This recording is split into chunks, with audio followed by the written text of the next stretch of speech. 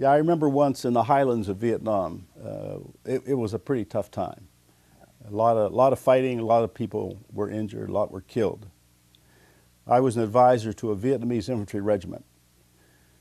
And we had one of our officers, a Captain McNamara, who along with 40 South Vietnamese soldiers was surrounded out in the jungle by the North Vietnamese.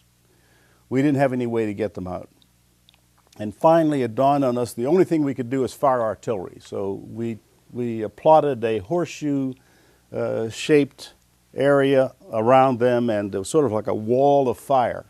And we said what we'll do is we'll fire the artillery on 3 sides, and it'll all come in at one time, the very same time, and then they will fight their way out of the open side.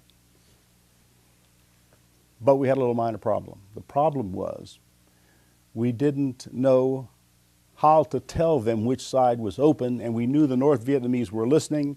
It was at night. They couldn't turn on lights and decode messages. We had to do something. And I prayed about that one. I was the boss, and my job was to get them out.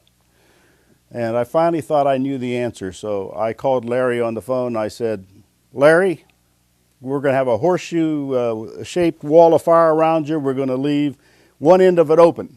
And he said, what end are we going to leave open? I said, do you remember when you went to catechism? He was a Catholic. I said, you remember you went to school with the nuns?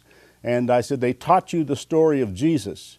And he says, Colonel, he said, here people are dying all around me. And he says, and you are telling me Bible stories.